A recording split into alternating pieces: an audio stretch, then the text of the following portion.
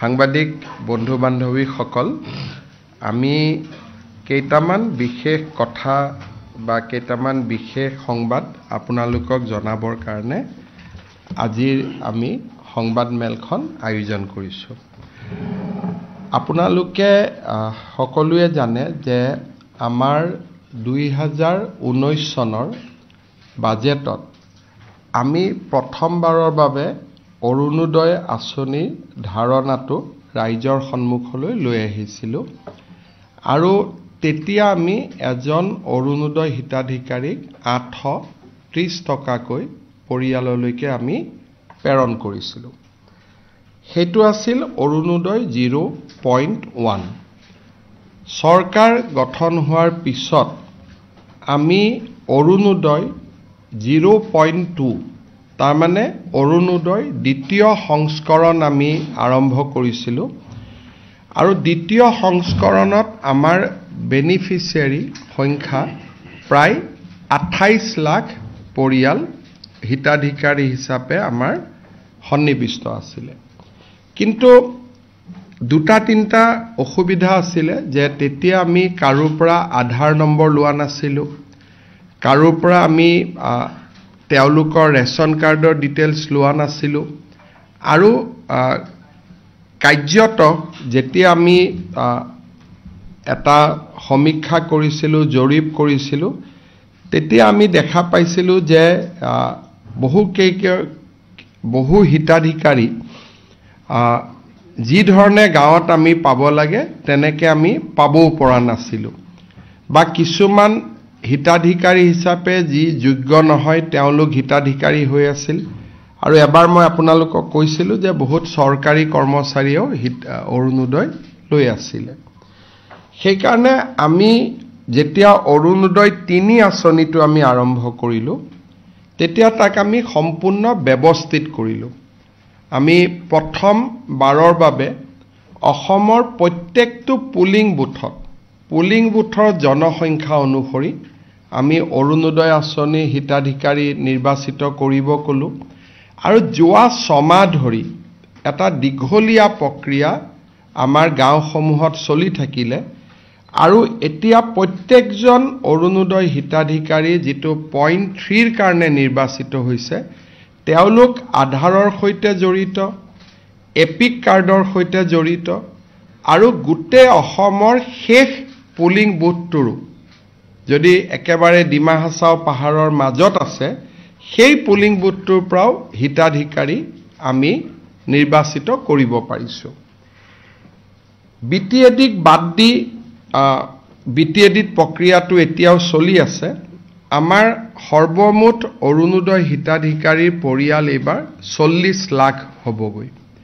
বিটিএডিত প্ৰায় 6 লাখ হিতাধিকাৰী, বাকী নন বিটিএডি অঞ্চলত 34 লাখ হিতাধিকাৰী আৰু এই গোটেই ডাটাবেছটো আমি চৰকাৰী কৰ্মচাৰীৰ লগত, আমাৰ মুখ্যমন্ত্ৰী লোকসেৱা আয়োগ যোজনাৰ লগত বহুত কেইটা ডাটাবেছৰ লগত আমি ইয়াক মেটচ কৰাইছিলোঁ যাতে এজনো অযোগ্য হিতাধিকাৰীয়ে এই আঁচনিত সোমাব নোৱাৰে।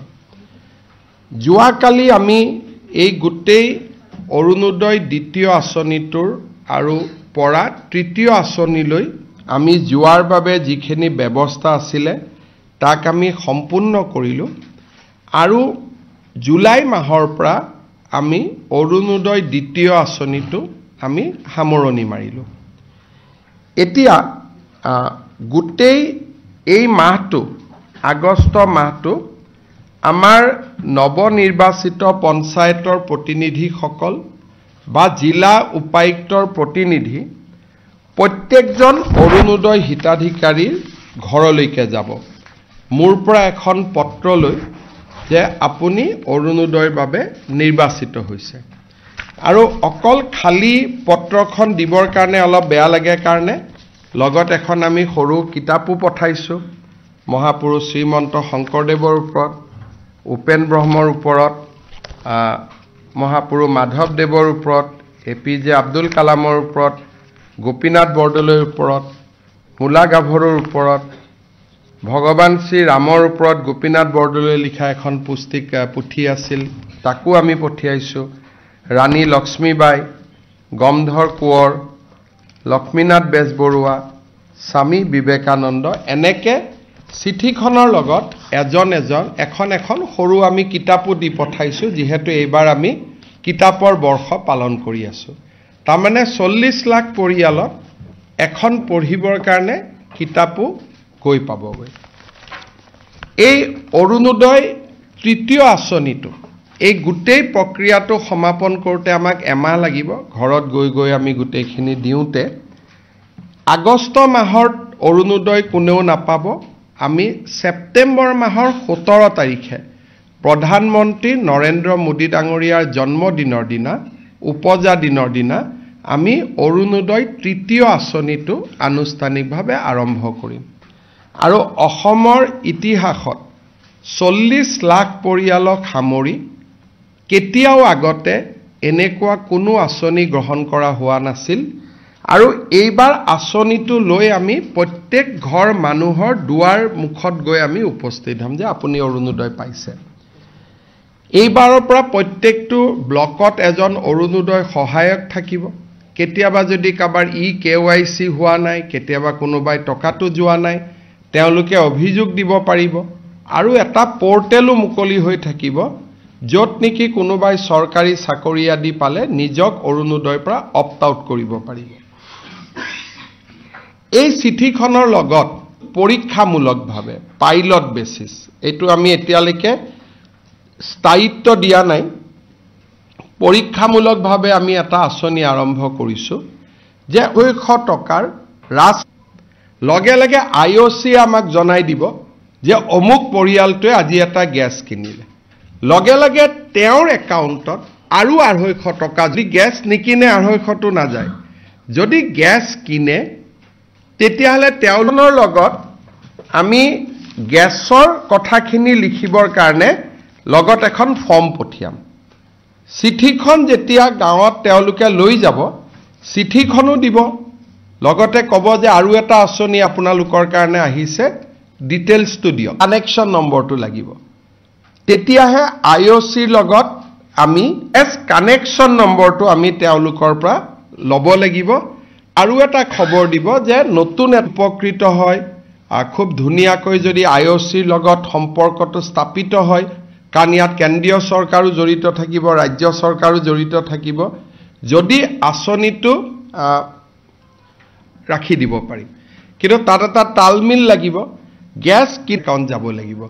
সাধাৰণতে ৰাজ্য চৰকাৰ আৰু কেন্দ্ৰীয় চৰকাৰৰ ৱেবছাইট প্ৰচেষ্টা কৰি এটা পইণ্টলৈকে আহিছোঁ। আমি ভাবিছোঁ যে ইয়াক আমি ৰূপায়ণ, যিটো মাহত গেছ কিনে তেওঁলোকে আৰু 250, তাৰমানে যিটো মাহত নিকিনে, মাহত এটা গেছ নিকিনে, যদি গেছ নিকিনে আপোনাৰ অৰুণোদয় বেনিফিচিয়াৰীয়ে বেনিফিটটো পাই থাকিব। ইয়াৰ পিছত মই আৰু এটা আঁচনিৰ বিষয়ে আপোনালোকক ক'ব খোজোঁ, সেইটো হ'ল নিযুত মইনা আঁচনি। আমাৰ অসম চৰকাৰে ইম্পেক্টফুল স্কিম হৈছে নিযুত মইনা। এই নিযুত মইনা আছিলে, দেউতাক মাকে বিয়া দি দিছিলে, এই নিযুত মইনা আঁচনিৰ প্ৰভাৱ পৰিছে। আমি 6 আগষ্ট তাৰিখে অসমত সকলো মহাবিদ্যালয়তে এটা হ'বলগীয়া অনুষ্ঠানৰ জৰিয়তে বিতৰণ কৰি দিয়াৰ পিছত আঁচনিৰ ধন আমি নিযুত মইনা আঁচনি নাপায়, আৰু পোষ্ট গ্ৰেজুৱেট পঢ়িলে আমি 2,500 টকা দিওঁ। বিশ্ববিদ্যালয়সমূহত আৰু ৰাজ্যিক কলেজসমূহতে দিছিলোঁ। আৰু অসম বিশ্ববিদ্যালয় শিলচৰতো আমি এই আঁচনিটো দিয়াৰ বাবে সিদ্ধ কলেজসমূহত আজিকালি কিছুমান সেল্ফ ফাইনেন্সিং কোৰ্স থাকে।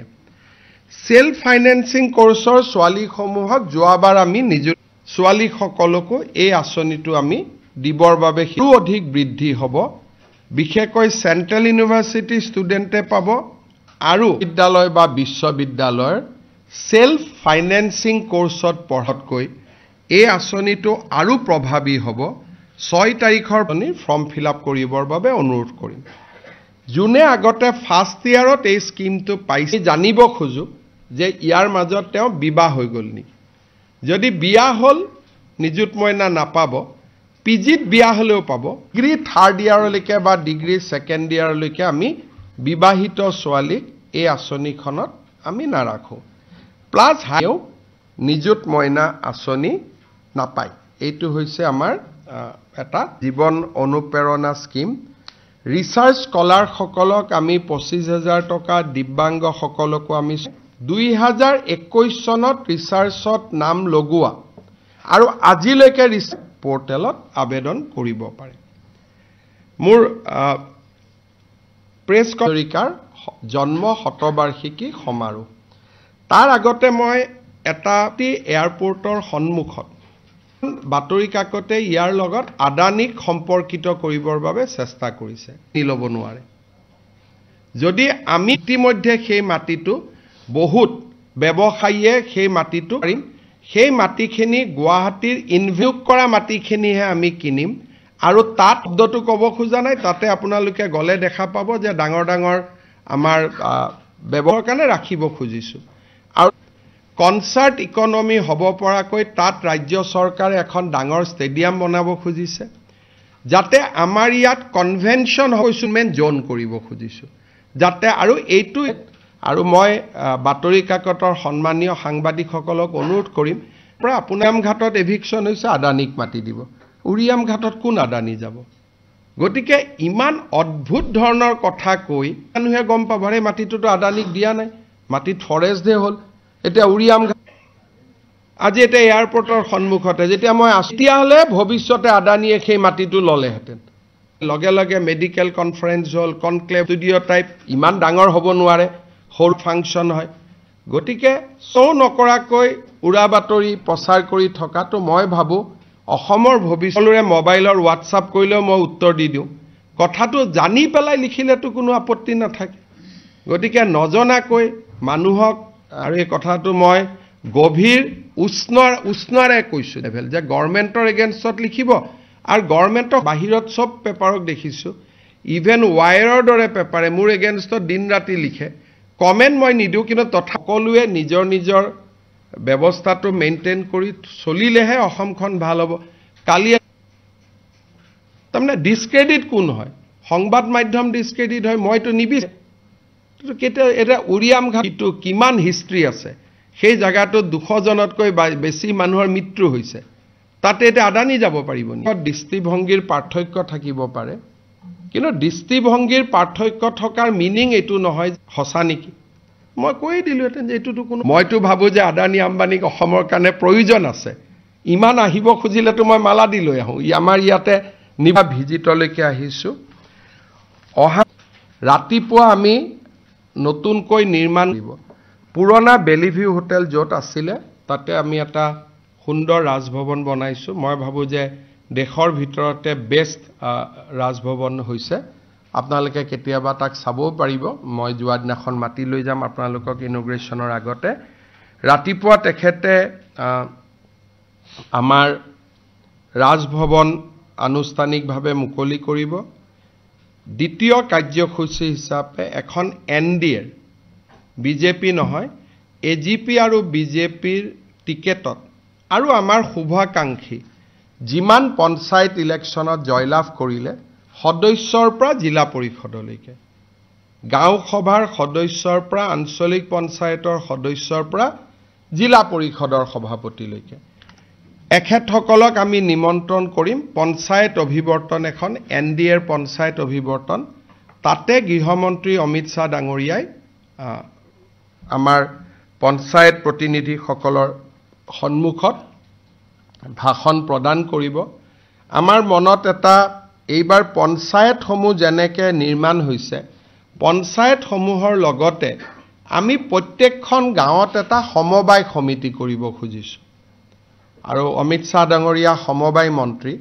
এই সমবায় সকলৰ দায়িত্ব হ'ব আমাৰ গাঁওসমূহত খালি পৰি থকা মাটিসমূহক কৃষি কামত ব্যৱহাৰ কৰা বা ডায়েৰী আদি কামত ব্যৱহাৰ কৰা এইবাৰ আমাৰ পঞ্চায়তৰ সদস্যসকলক আমি ইনস্পায়াৰ কৰিব খুজিছো যে আপোনালোকে গাঁৱত এটা আমাৰ মাটি খালি পৰি থাকিলে আজি ৰাতিপুৱা ওৰাঙত বহুতখিনি মিয়া মুছলমান সম্প্ৰদায়ৰ মানুহে আহি আজি ৰাতিপুৱা ওৰাঙত মাটি দখল কৰিব আহিছিল ৰাতিপুৱা এটা আমি এভিকশন কৰিবলগীয়া হৈছে আজি মাটি খালি পৰি থাকিলে বেলেগ মানুহ সোমাব সেই কাৰণে এইবাৰ আমি এটা সিদ্ধান্ত লৈছো যে গাঁও পঞ্চায়তসমূহৰ সমান্তৰালভাৱে প্ৰত্যেক গাঁৱত এটা আমি যুৱকসকলক লৈ সমবায় সমিতি কৰিব খুজিছো যাতে খালি মাটিবিলাক চৰকাৰৰ পৰা তেওঁলোকে ভাড়াত লৈ 1 টকা বা 2 টকা ভাড়াত লৈ পেলাই তেওঁলোকে তাত খেতি আদি কৰি বা ডায়েৰী আদি কৰি মাটিখিনি বন্ধ কৰি ৰাখিব পাৰে কতো যাতে খালি মাটি পৰি নাথাকে যিহেতু অমিত শাহ ডাঙৰীয়া সমবায় মন্ত্ৰীও আৰু তেখেতে এই বিষয়টো আমাৰ পঞ্চায়তৰ প্ৰতিনিধিসকলৰ লগত আলাপ আলোচনা কৰিব গধূলি 5 বজাত তেখেতে গোলাপ বৰবৰাৰ জন্ম শতবাৰ্ষিকী অনুষ্ঠানত মুখ্য অতিথি হিচাপে যোগদান কৰিব আৰু গধূলি উভতি যাব 29 আগষ্টৰ পিছতে 8 ছেপ্টেম্বৰত ভাৰতৰ প্ৰধানমন্ত্ৰী নৰেন্দ্ৰ মোদী ডাঙৰীয়া অসমলৈ আহিব আমাৰ নুমলীগড় শোধানাগাৰত আপোনালোকে জানে যে সেই শোধানাগাৰটোত 27% ৰাজ্য চৰকাৰৰো অংশীদাৰিত্ব আছে নুমলীগড় শোধানাগাৰত আমি এটা বায়ো ৰিফাইনাৰী বনাইছিলো ফিনল্যান্ডৰ এটা কোম্পানীৰ লগত সহযোগত সেমফলি বুলি বাহৰ পৰা 2G ইথানল হয় 1G ইথানল মানে খাদ্য বস্তুৰ পৰা ইথানল বনালে হি 1G আৰু ধানৰ পৰা ধানৰ নৰাৰ পৰা বা বাহৰ পৰা ইথানল বনালে হি হল 2G সেকেন্ড জেনাৰেশন তো ভাৰতত দ্বিতীয় সেকেন্ড জেনাৰেশন পানীপথত আইওসিয়ে ফাৰ্স্ট 2G বায়ো ৰিফাইনাৰি কৰিছিলে এই বায়ো ৰিফাইনাৰিটো সেকেন্ড বায়ো ৰিফাইনাৰি হ'ব এই সেকেন্ড বায়ো ৰিফাইনাৰিটো প্ৰধানমন্ত্ৰী ডাঙৰীয়াই ৰাতিপুৱা উদ্বোধন কৰিব আৰু নুমলীগড় শোধানাগাৰতে তেখেতে এখন ৰাজহুৱা সভাত বক্তব্য ৰাখিব নুমলীগড়ৰ পৰা তেখেত দৰঙলৈকে আহিব দৰঙত তেখেতে 3টা কাম কৰিব মঙ্গলদৈত তেখেতে শুভ অৰ্পণ কৰিব গুৱাহাটী ৰিং ৰোড যিটো 7000 কোটি টকা ব্যয় কৰি গুৱাহাটীত এটা ৰিং ৰোড হ'ব গৈ আছে যিটো ৰিং ৰোড আমাৰ বৰ্তমানৰ ৰাস্তাটোৰ পৰা বাইহাটা চাৰিআলিৰ পৰা আগত পাৰ হৈ পুনে কুৰুৱালৈকে যাব বেজেৰা গৈ নাপাব বেজেৰা গৈ পোৱাৰ আগতে বেকা হৈ পেলাই নতুন ৰাস্তা এটা কুৰুৱালৈকে যাব কুৰুৱাৰ পৰা নাৰেংগী যাব নাৰেংগীৰ পৰা আমি সোণাপুৰত কচুতলিত যি মাটি এভিকশন কৰিছিলো কচুতলিৰ কাখেদি 6 লেন হৈ পেলাই হি আমাৰ খানাপাৰা ৰাস্তাটো সংযোজিত কৰিব এই আঁচনিটো প্ৰধানমন্ত্ৰী ডাঙৰীয়াই উদ্বোধন কৰিব আমাৰ মাটি অধিগ্ৰহণ সম্পূৰ্ণ হৈ গল আৰু এতিয়া উদ্বোধন হ'ব ইতিমধ্যে কন্ট্ৰাক্ট আদিও দিয়া হল দ্বিতীয় আঁচনি হিচাপে তেখেতে কুৰুৱা আৰু নাৰেংগী দলংখনৰ কামৰো শুভ উদ্বোধন কৰিব এই ৰিং ৰোডৰ লগত এটা লাভ হ'ব যে কুৰুৱা আৰু নাৰেংগীৰ ওপৰত ব্ৰহ্মপুত্ৰত আৰু এখন দলঙৰ কাম আৰম্ভ হ'ব থাৰ্ড প্ৰজেক্ট হিচাপে তেখেতে মঙ্গলদৈত মেডিকেল কলেজৰ এখনৰ কামৰো আধাৰশিলা স্থাপন কৰিব ৰাতিপুৱা 4000 কোটি টকা ব্যয় কৰি নিৰ্মাণ হোৱা বায়ো ৰিফাইনাৰী আৰু মঙ্গলদৈৰ পৰা প্ৰায় 8000 কোটি টকাৰ আঁচনি এইখিনি কৰাৰ পিছত তেখেতে গুৱাহাটীলৈ আহিব 5টা বজাৰ পৰা আমি ভূপেন হাজৰিকা ডাঙৰীয়াৰ জন্ম শতবাৰ্ষিকী অনুষ্ঠান আমি আৰম্ভ কৰিম জন্ম শতবাৰ্ষিকী অনুষ্ঠানত আমি কেইটামান ঘোষণা বা কেইটামান কথা আপোনালোকক জনাব খুজিছো আমি এটা প্ল্যান লৈছো যে ভূপেন হাজৰিকাৰ সান্নিধ্য অসমৰ বিভিন্ন মানুহে বিভিন্ন সময়ত লাভ কৰিছিল এই ফাংচনখনৰ কাৰণে প্ৰত্যেকজন জিলা উপায়ুক্তই 50 গৰাকীকৈ মানুহ নিজৰ জিলাৰ পৰা আনিব যিসকলে ভূপেন হাজৰিকাৰ কেতিয়াবা নহয় কেতিয়াবা জীৱনত সান্নিধ্য লাভ কৰিছিল অলপ ৰিসাৰ্চ কৰিব লাগিব লখিমপুৰত ভূপেন হাজৰিকা গৈছিলে অমুকৰ ঘৰত আছিলে অমুকৰ ঘৰত ভাত খাইছিলে, অমুকৰ পৰিয়ালৰ ল'ৰা তেওঁলোকৰ লগত তাবলা বজাইছিলে, অমুক বিহু কমিটিৰ সৈতে ভূপেন হাজৰিকা জড়িত আছিলে, বা নাওবৈচাত আছিলে, নাওবৈচাত ইলেকশ্যন খেলোতে তেওঁ অমুকৰ ঘৰত থাকি ইলেকশ্যন খেলিছিলে। এই ধৰণে ভূপেন হাজৰিকাৰ জীৱনত যিমান ব্যক্তিক ভূপেন হাজৰিকাই স্পৰ্শ কৰিছিলে তাৰ ভিতৰত এখন সূচী বনাব 50 জনকৈ, কাৰণ বহুত মানুহ আনিবও নোৱাৰি। এই অনুষ্ঠানত 50 জনকৈ প্ৰত্যেকটো অঞ্চলৰ পৰা জিলাৰ পৰা প্ৰত্যেকখন জিলাৰ পৰা 50 জনকৈ তেনে ব্যক্তি আহিব। ৰাইজৰ লগত আলাপ আলোচনা কৰি ডিচি সকলে এখন লিষ্ট বনাব আৰু ৰাজ্যৰ চৰকাৰৰ অতিথি হিচাপে আমি তেখেতসকলক গুৱাহাটীলৈ লৈ আহিম। এইটো হ'ল নাম্বাৰ 1। তাৰ উপৰিও বাকি আমি অতিথিসকলক মাতিম। মোৰ প্ৰেছ কনফাৰেন্সৰ পিছতে আপোনালোকক আমি এটা পোৰ্টেল মুকলি কৰিম। সেইটো হ'ল যিসকলে অনুষ্ঠানটো চাব খোজে, কাৰণ আগতীয়াকৈ নকলে আমিও গম নাপাম কিমান মানুহক মাতিব লাগে। যিসকলে পোৰ্টেলৰ জৰিয়তে আমাক জনাব যে মই ভূপেন হাজৰিকাৰ অনুষ্ঠান চাব খোজো, কালচাৰেল এফেয়াৰ্ছ ডিপাৰ্টমেণ্টে তেওঁলোকৰ ঘৰলৈকে নিমন্ত্ৰণী পত্ৰ পঠিয়াই দিব। যদি যিমানে কয়, মই যদি দেখো 10,000 কৈছে 10,000ক পঠিয়াম, 20,000 কৈছে 20,000ক পঠিয়াম। গতিকে আমি বিচাৰিছোঁ যে 20 আগষ্টলৈকে জনাব পাৰিব। 20 আগষ্টৰ পিছত আমাক ক'লেও আমি হয়তো সুবিধা দিব নোৱাৰিম। সেইকাৰণে এটা যাতে সম্পূৰ্ণ ভূপেন হাজৰিকাৰ জন্ম শতবাৰ্ষিকীত যিমানে বিচাৰে সকলোৱে যাতে আমাৰ আগ্ৰহেৰে ভাগ ল'ব পাৰে, সেইকাৰণে আমি পোৰ্টেলটো মুকলি কৰি দিম আজি। খালি আমাক জনাব লাগে, নাম ঠিকনা এড্ৰেছ দিলে আমি ইনভাইটেশ্যন বা আমাৰ নৰ্মেল ইনভিটেশ্যন আমি যিকোনো এটা পঠাই দিম যাতে তেওঁলোক আহিব পাৰে। আমি ভূপেন হাজৰিকাৰ জন্ম শতবাৰ্ষিকীত আন সকলৰ উপৰিও, আন অনুষ্ঠানৰ উপৰিও আমি এটা বিশেষ কাম এটা কৰিব খুজিছোঁ। সেইটো হৈছে অসমৰ 1000 শিল্পী, একেবাৰে চিনিয়ৰ জনৰ পৰা কনিষ্ঠতম জনলৈকে 1000 গৰাকী শিল্পীক আমি নিৰ্বাচিত কৰিম, যি নেকি ভূপেন হাজৰিকাৰ গান 23 মিনিট সময় তাতে পৰিৱেশন কৰিব। প্ৰত্যেকটো গানৰ এটা এটা ষ্টেঞ্জা। আমি আৰম্ভ কৰিম অসম আমাৰ ৰূপহী গুণৰো নাই শেষ, তাৰ পিছত কুসুম্বৰ পুত্ৰ শ্ৰী শংকৰ গুৰুৱে ধৰিছিল নামৰে টান, অগ্নিযুগৰ ফিৰিঙতি মই, সাগৰ সংগমত কটনা সাঁতৰিলোঁ, কত জোৱানৰ মৃত্যু হ'ল, দিল হুম হুম কৰে, হেহে ঢোলে ডগৰে, আমি অসমীয়া নহওঁ দুখীয়া, বিস্তাৰহে অপাৰ, অৰুণ কিৰণ চিৰকি ভূষণ, যিটো অৰুণাচলৰ বাবে লিখা, আমি এক যাযাবৰ, প্ৰচণ্ড ধুমুহাই আবৃত্তি, মহাবাহু ব্ৰহ্মপুত্ৰ মহামিলন, মানুহে মানুহৰ বাবে, শেষত we are the same boat brother. ইয়াত আমি অসমীয়া, বঙালী, হিন্দী, ভূপেন হাজৰিকাই 3টা ভাষাতে বেছিকৈ গান গাইছিল। 3টা ভাষাতে গানৰ কলি খুব ধুনীয়াকৈ আমি কৰিছোঁ। ইয়াত আমি চেষ্টা কৰিম অসমৰ প্ৰতিখন কলেজৰে বেষ্ট ছিংগাৰ যিখিনি এইবাৰ কলেজ ফেষ্টিভেলত হৈছিলে, এইবাৰ কলেজ ফেষ্টিভেলত যিসকল বেষ্ট ছিংগাৰ হৈছিল তেওঁলোকক মাতিম। আৰু আমি একেবাৰে অসমৰ জীৱিত আটাইতকৈ বয়োজ্যেষ্ঠ শিল্পীসমূহৰ পৰা কনিষ্ঠতম কলেজত যোনে যোৱাবাৰ বেষ্ট ছিংগাৰ হৈছে বা আমাৰ সাংস্কৃতিক মহাৰণত যিসকল প্ৰতিযোগীয়ে ভাল ৰিজাল্ট কৰিছিল, আমি সকলোকে মাতি 1000 ব্যক্তিৰে সৈতে আমি এটা সুন্দৰ গানো পৰিৱেশন কৰিম।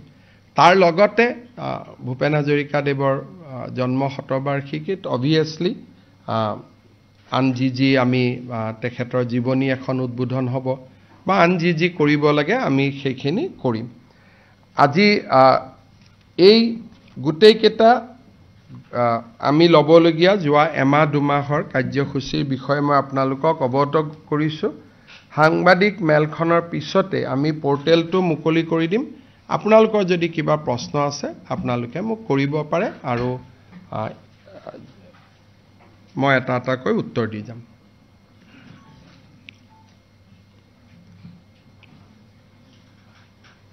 Sir, this Prime Minister will visit Assam on the September 8th. So total what? How many rupees in projects He will, be Prime Minister Sri Narendra Modi ji will inaugurate a biorefinery which will convert bamboo to ethanol. 2G ethanol. Bamboo will be converted to 2G ethanol, and in the process, various other chemicals will be derived as a value-added product. Will be inaugurated by Honorable Prime Minister Sri Narendra Modi in Numaligarh. The plant has been established at a cost of 4,200 crores.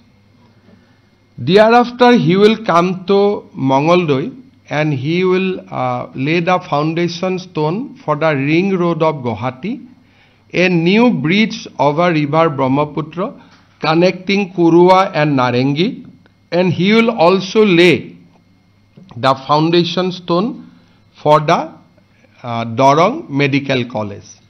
Thereafter, he will come to Guwahati and he will participate in the Bhupen Hazarika Birth Centenary Program organized by the State of Assam, Government of Assam. So it is a day-long program, and we have already started preparation to welcome Prime Minister on that day.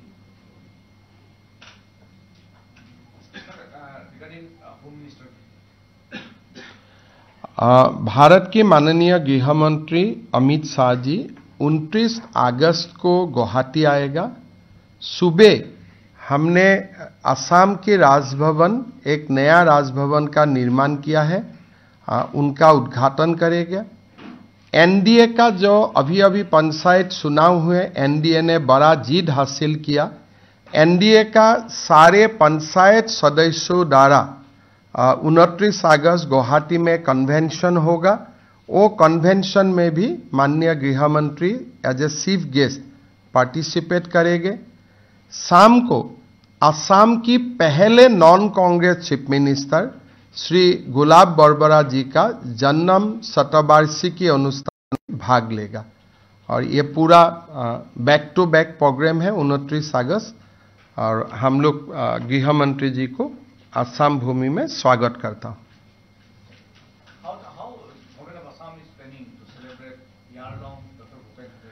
The celebration will start from 8th September. Government of Assam will organize further functions in Arunachal Pradesh, in West Bengal, Calcutta, in Mumbai, and also in Delhi. During this process, there will be many activity, many program which will be dedicated in the name of Bhupen Hazarika. Program will start from 8th September. There will be a central function in Guwahati. Prime Minister Narendra Modi will attend the program as chief guest. Khanapara field. Sir, there is a survey going on in places like Borpeta for enclosed forest land. So, is this a statewide survey? Every deputy commissioner has been instructed to find out the level of encroachment in the forest area, and we'll try to see that the forest area is cleared, people are evicted, except those people who are eligible for forest rights. So there are some people who are eligible even in the forest. Tribal people can stay provided they have come prior to 2005. So we are going to evict people who are not covered under the Forest Rights Act. But this is a huge task, and at least 10 years will be required, because the level of encroachment is very, very high, beyond imagination. So even if I do one eviction in every month, it will take at least 10 years to complete.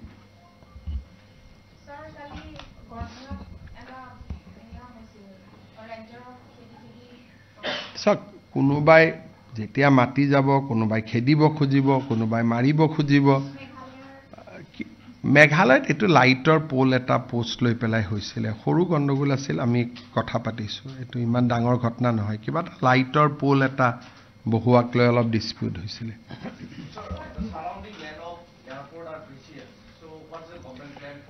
Government is going to set up a new basically new campus there. We want to construct a stadium to encourage concert economy in Assam. We want to do a Bharat Mandapam kind of infrastructure so that all the conclave of eastern region can come to Guwahati. And we also want to start a big amusement park which will be inspired, although Assam doesn't have that kind of money, but we will try to replicate the big amusement park which normally we see in Singapore and other places. But of course, it will be Assam model because we don't have such money. But that will be a beautiful amusement park which we are trying to construct there. And there will be lot of facilities for tourists. New hotels will come up in that area. New marriage for marriage ceremony halls will be created. So that area will be made a lively place and it will be 100% state government project.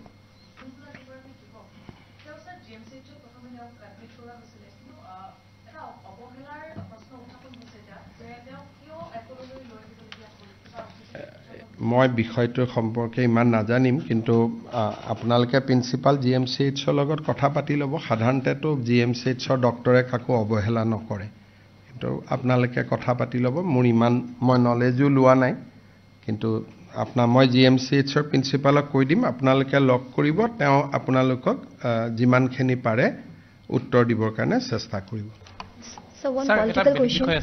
হয় কক sir কালি সদনত এটা কথা ওলাইছে লোকসভাত যে 6 জনগোষ্ঠীৰ জনজাতিকৰণৰ প্ৰসংগটোত দুটা মন্ত্ৰী গোটে প্ৰতিবেদনে দিয়া নাই স্যাৰ আপোনালোকে যেহেতু 6 জনগোষ্ঠীৰ জনজাতিকৰণৰ কথা কৈ আছিলে স্যাৰ আপোনালোকৰ ষ্টেণ্ডটো কিবা কেনে পৰ্যায়ত আছে আমি অক্টোবৰ মাহত বিধানসভাত মন্ত্ৰী গোটৰ প্ৰতিবেদন দাখিল কৰা হ'ব ইয়াতে বিধানসভাৰ মই আকৌ এবাৰ কৈছো যে গোটেই জনজাতিকৰণৰ প্ৰক্ৰিয়াটো আৰম্ভ হৈছিল বিধানসভাৰ এটা প্ৰস্তাৱৰ ভিত্তিত আৰু আমাৰ মন্ত্ৰী গোটে যোৱা 4 বছৰ আলাপ আলোচনা কৰি প্ৰতিটো জনগোষ্ঠীৰ লগত যিমানখিনি আমি কনসেনসাছত আহিব পাৰিলো এই গোটেই বিষয়বস্তুখিনি আমি বিধানসভাত উপস্থাপন কৰিম বিধানসভাই মন্ত্ৰী গোটৰ প্ৰতিবেদনখনক অনুমোদন জনোৱাৰ লগে লগে আমি নতুন দিল্লীলৈ পঠিয়াই দিব পাৰিম গতিকে এই বিষয়ে আপোনালোকে অক্টোবৰলৈকে ৰখিব লাগিব অক্টোবৰ নৱেম্বৰত যিখন বিধানসভাৰ অধিৱেশন হয় সেই অধিৱেশনতে আমি ইয়াক সন্মুখত ৰাখিম So one political question regarding the interview of Mehboob Mujawar interview in the former ATS officer of this probing Malegaon case, sir. So he have revealed many shocking events, sir. And he told that that arrested of Bhagawat Bring was being here and many things. So I mean, this, yeah, we all know the entire reality of the case was to ultimately arrest the Param Pujaniya Sarasang Salak of RSS. The case was basically Congress has conspired to bring Pujaniya Mohan Bhagawatji in the matter. And that is a known conspiracy. And yesterday, the conspiracy has been exposed by the court. Many people are speaking. And I think many more people will speak because this was the worst kind of conspiracy heads by the Congress to defame RSS.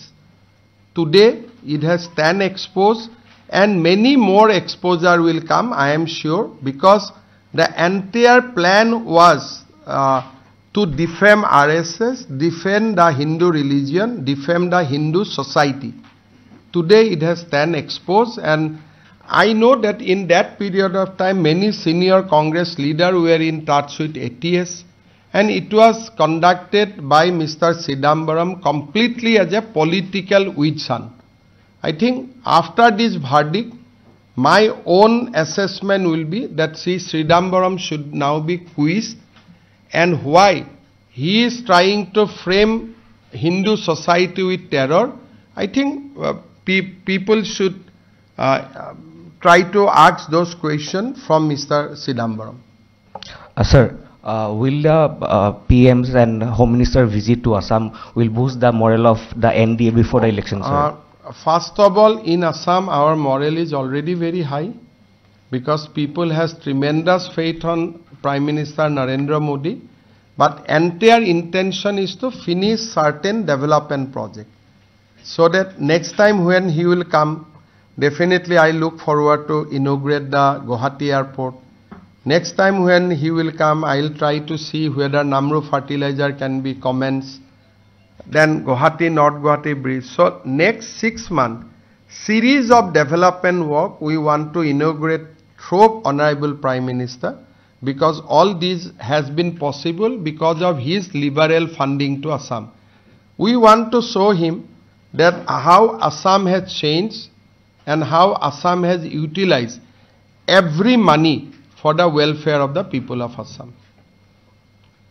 মইতো আপোনালোকক কেতিয়াবা কম আমাৰ খানাপাৰাত আপোনালোকে জ্যোতি বিষ্ণু প্ৰেক্ষাগৃহটো এতিয়া গৈ চাব লাগে কিমান গ্ৰ্যান্ড হিচাপত ওলাই আহিছে বহুত বেছি গ্ৰ্যান্ড হাইকোৰ্টৰ সন্মুখত আপোনালোকৰ যেটো ব্ৰহ্মপুত্ৰ চুকত আমি বনাই আছো এটো চাব লাগে আপোনালোকে কেতিয়াবা ইমান গ্ৰ্যান্ড হৈ ওলাইছে যে ইমান ডাঙৰ ইনফ্ৰাষ্ট্ৰাকচাৰ গুৱাহাটীত হ'ব বুলি মইতো সৰুৰ পৰাই গুৱাহাটীত ডাঙৰ হৈছো মই কেতিয়াও ভবা নাছিলো all the grand infrastructure boni ahi ase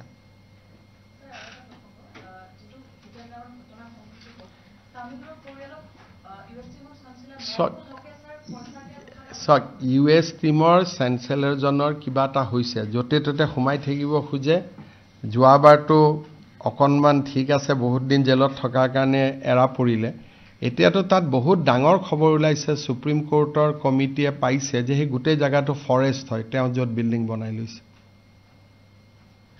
এতিয়া যিখিনি নতুন খবৰ ওলাইছে সেই খবৰ মতে সেইখন এখন ৰিজাৰ্ভ ফৰেষ্ট আৰু ৰিজাৰ্ভ ফৰেষ্টত তেওঁ এই গুটে কনষ্ট্ৰাকচনবোৰ কৰিছিল গতিকে 2 বছৰ পিছত যে ইউএসটিএম থাকিব তাৰ গ্যাৰান্টি কোনেও ল'ব নোৱাৰে এটোটো মই উচ্ছেদ কৰিব নোৱাৰো মেঘালয়ৰ কথা কিন্তু সুপ্ৰিম কোৰ্টৰ নোটিছত অলৰেডি কথাটো গুছি গল যে এখন ৰিজাৰ্ভ ফৰেষ্ট তাৰ পিছত কেনেকে কি কৰে এটো মেঘালয় চৰকাৰে জানিব মইতো ভগৱানক কামনা কৰি থাকো যিমান সোনকালে পাৰে ভাঙি গলে ভাল কাৰণ এখনটো শিক্ষানুষ্ঠান নহয় ইট ইজ জাস্ট এটা শিক্ষাক ব্যৱসায়ীকৰণ কৰাৰ এটা অনুষ্ঠান এটা মূৰটো নচলে অসমত থাকিলেতো মই ইমান দিন হিচাপ নিকা শেষ কৰি দিলো এটা অসমত নাই যেতিয়া এটা মইতো আৰু ভগৱানক প্ৰাৰ্থনাহে কৰিব পাৰিম যে যিমান সোনকালে হক সমান হৈ যাওক যেনেকে হয় হ'ব Sir, this over this portal US tariff law. This Rahul Gandhi says that economy of. I think last 7 days has exposed Rahul Gandhi badly. People now realize that Rahul Gandhi is not anti-BJP, he is anti-India. So when Prime Minister is conducting everything very, very gracefully, he is talking to various country at a equal terms. Rahul Gandhi is defaming our country. Initially people thought that he is anti-BJP. Now people realize he is not only anti-BJP, he is anti-India also. So he is then exposed. Portal to khuli to dekho moi yar pray inaugurate kori disu portal to boriya তুলি ধুলি চিৰনতুন পানছো portal to naam to Rahul koi de